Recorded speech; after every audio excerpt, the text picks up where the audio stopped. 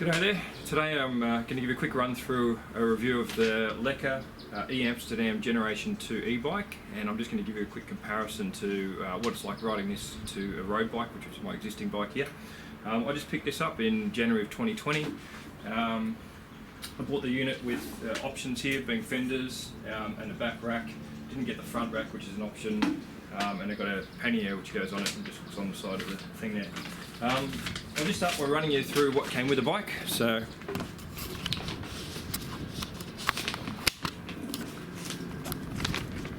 bike itself just comes with a little tool set here. Instruction manual, looks pretty clear, colour illustrated. I guess you can buy it in a box and put it together yourself. Seems like there's pretty good instructions on how to put that together. It comes with a small touch-up paint which the store gave me, which is probably pretty good because it does seem like it may chip a little bit easier on some of the paint here. Power supply, which is like a laptop power supply, and I bought this pannier which came as an option. Really good space. I've ridden it to work. Put a laptop and pants and a shirt in there. Just give you a run through the pricing of this bike. So the bike itself, $35.98, carrier $79, fender set $88. Bought the pannier. You can probably get it a bit cheaper on eBay. It was $138. Came to all up about $3,900. A bit weird. They did have a discount on it, but it showed a discount, but then it came at the same price, like a pre-release, and it's came at the same price after released. This is a Gates carbon drive systems here, so there's no chain. I really like the idea of this because it's low maintenance. Apparently you can do about 30,000 Ks with it. You don't have to degrease it, you don't have to lubricate it. Very reliable, and a lot of people do touring with these sort of things. This didn't come with it. I put this off my other bike. And just to run you through, so I'll just start with the motor. So this e-bike comes with a Bafang motor. It's a Chinese made motor. It's called the M400. I found it looks really nice in here, so it integrates well into the bike. This as is a battery, so it's all sort of one piece. The battery here, very easy to take out. You just basically press this button. You can just unclip the battery here. It just slots out.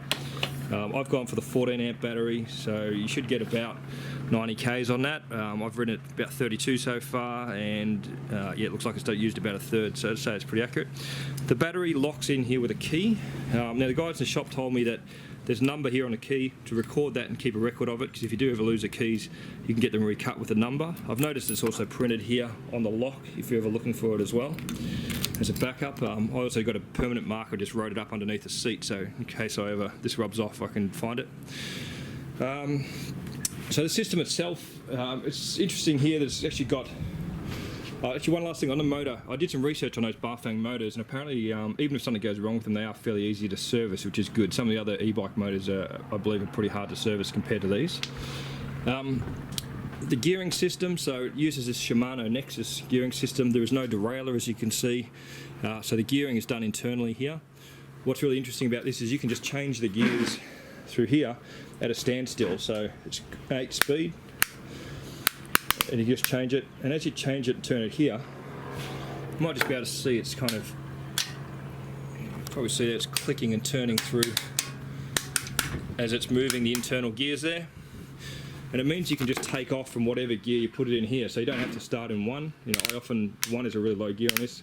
I actually just start off riding in 3, and for the most part I've used between about 3 and 6 for most of the riding, because that's sort of what I see is a pretty sweet, comfortable speed. You're sort of obviously on a downhill. If you're getting up to a bit higher speed, you cruise up to 8. For me, sweet spot on this bike, speed-wise, it seems to sit pretty comfortably at about 25 to 35 Ks an hour. It'll get up to 40, certainly it does, but you probably, most of the time, you'll sit between 25 and 35. In Australia, the motor here has to cut out at 25 Ks an hour, and what I found is it's actually quite smooth, so you sort of gives you a boost as you're coming in at the start of the bike. You're riding it very quick to get up to 15 Ks, takes absolutely no effort. Then you're just off. And then once it hits 25, it slowly cuts out, but you don't really feel it. It's quite smooth to transition beyond that. And most of the time I found I was riding it at probably, I don't know, about 28 to 30 Ks quite comfortably. I was wondering how I'd go with this with no cleats compared to a bike that had cleats. So this is the old bike that I came off, which was a Cannondale road bike. Very different in that it's got the very slow, thin profile tyres, and it had the cleats.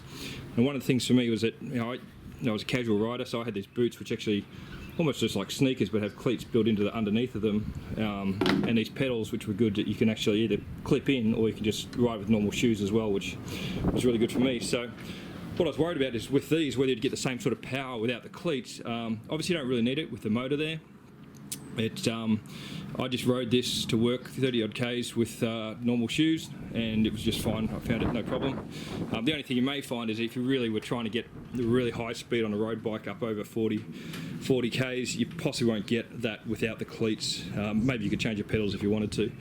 It's got the WTB Riddler tyres. I think this is a new tyre than the first gen. It's seems to me very sturdy and pretty puncture proof, which is what you want on a bike like this, especially because of the weight. A couple of little things I've noticed is that these bikes, they don't have quick release wheels, just has the nuts that are here. Again, the tool set that came with the bike, you can take these off if you need to. And I believe if you have to change, I think these would be pretty hard to puncture, these tyres, but if you do need to change it, the guys told me that you sort of have to drop this back wheel out, and there's a sort of a thing that balances out here, a little screw, and you've got to adjust this in fourth gear to have this little yellow line matching up. So it might be an effort if you had to do that, but as I said, I think it's pretty reliable. Bellows I put on after. Just guide you through the panel here. So there's a little button at the back which you press, you hold it down to turn it on. And after holding it down for a sec, you see the screen comes on. Very simple screen. There's a bit of a glare there, but I've ridden 40 Ks now, and you can see the battery marker there is still probably just a bit over half, having ridden 40 Ks. And what you do is you turn the power up here. It's got 5 power steps. It doesn't really kick in until you start pedaling. So once you start pedaling, you'll feel that power come on pretty much straight away. The Bafang motor has a torque sensor and a speed sensor, so it's sort of, the way that it works is it feels how hard you're pedaling and how fast you're pedaling, and then it basically just adds the power to give you a nice sort of smooth ride. What I found is that you could, most of the time we're doing riding on 5 because it cuts out anyway at 25 Ks an hour, and then you're sort of doing a bit of the work after that. But you've got the beauty of this is you can give it as much or as little power as you want, depending on how fit you're feeling on the day and how hard you want to work. It's also got these lights that are built in, so small light at the front, tail light here, and what you do for these is you hold down this plus button for a couple of seconds, and then you probably see that's just turned on. Again, I'm just going to hold that plus down for a couple more seconds. It turns off by itself. So that's a really kind of cool feature, I thought. This bike has a stand. It's a really good, solid, sturdy stand on it. It's just actually really handy. When you're riding, you don't really hear it. Maybe occasionally if you're going up and down a bump, you'll hear a little, like you would on one of these, a springy noise, but that's about it. The bike ride's pretty quiet as it is, outright. What can I tell you? Yeah, it weighs about 25 kilos, and overall I find it a really, really enjoyable ride. As I said, I'm liking riding this.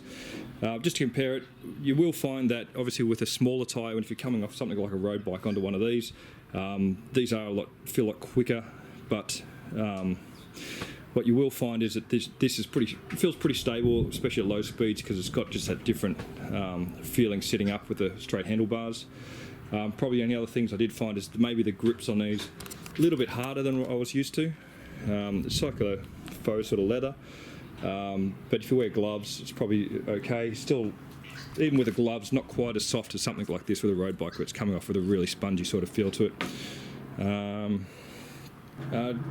So just one other thing I mentioned, when the pannier, really simple just to install this. In fact, it just clips on, literally onto here. It's got 3 little hooks. All you do is you just hook it onto here. You pull up this handle. It's very hard to do that with one hand, but the handle actually just raises these little clips and just clips on there, and then one sort of clip in the bottom. So what I found is with this, you can just put your laptop and your stuff for work in here, and when you get there, all you do is you pull it, take it off and go. So then it's just so simple. You don't have to take a backpack, you don't have to take anything like that. The only other things I mentioned, it's very quiet to ride, so you really don't hear the motor.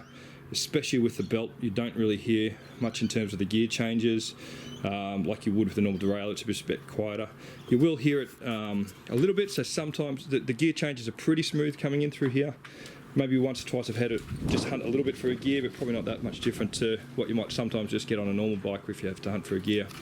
They do suggest that you just take the power off a little bit when you're riding, so just as you're changing the gears, you just let the pedaling off a little bit. But yeah, overall I'm really happy with it. I think it's a great bike. One thing I sort of mentioned with the paint, the painting, I think it feels like maybe it's actually powder coated, not painted. The first day I actually dropped something, put this tiny little chip in it, which I was fine. I used the paint they gave me on it. I do feel that the paint probably is not quite as robust as it is on something like the Cannondale, where it's really, maybe that's been sort of dipped or something. So I would say it could be a bit susceptible to, you know, chips over time. I don't know yet. I guess what you could probably do is the bulk of where it's going to be exposed to stones and things that sits under here, you could probably just get like a bit of black contact, you know, sticky plastic, and stick it underneath there if you really were worried about it. Other things in terms of the motor, I don't know how it comes out, but I'm guessing you have to sort of take this. There's some bolts underneath here if you ever needed to get it out and serviced. So probably just take this crank off and then place under there. It's not fully housed, so it's just the bottom of the motor is actually the bottom of the bike. It might be a bit hard to see there. Perhaps if I come around the other side, you can see that a bit better. Yeah, so it's that. It feels like it's just a plastic cover here, and metal there. The bike frame itself is aluminium. What they did tell me in the shop is that these parts are all, they call it water resistant. I don't think anything's going to be waterproof. They said the only things that might find if you're left out in the rain over time that rust is that there's things like steel bolts, but they are all replaceable. But he said all the frame and everything is aluminium. My concern, obviously, whether you can ride it with, depending on how much rain for the battery. They said it should be fine. It's fine to ride in the rain, but don't go through deep puddles or anything like that. You know, which could be a problem, especially because the bottom part of the battery here. If I take that out, you see that's where the contacts are in the bottom of that battery compartment there. So you probably don't want to go anything. Don't think you would anyway, but anything that's too deep like that. And I'll try and just get the camera set up to take it for a ride, and so you can see what it sounds. Yeah, well, it doesn't sound like much, but you can see what it sounds like when you're riding it.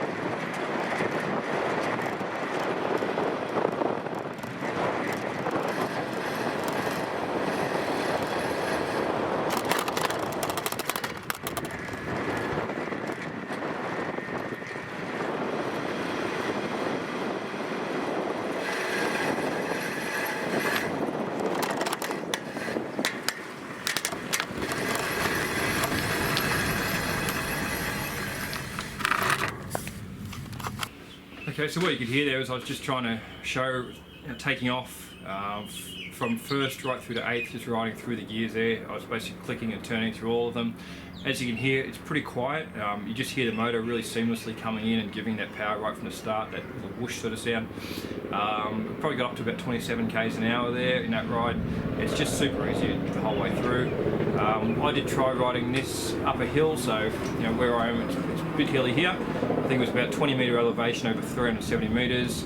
Went up really easily in about third gear on the e-bike. Tried that on the Cannondale road bike. Probably had to get into first and pedal pretty hard to get up, you know, that hill reasonably. So you will really feel it on hills and into the wind that it makes a big difference there.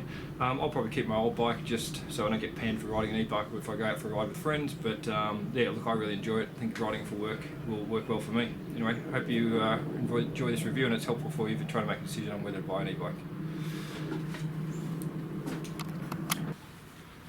So I just thought I'd post a brief update in terms of what I found running the battery out to the end of its first charge. So I ran it on 5 for most of the time, and I probably just got to the 60 mark. On the specs it says that battery should get between 60 to 90 Ks. I think 90 is really, that is probably perfect conditions sort of scenario to get to that kind of range. I really found that riding on 5 you just get to 60, if you drop it back you'll probably get a fair bit further.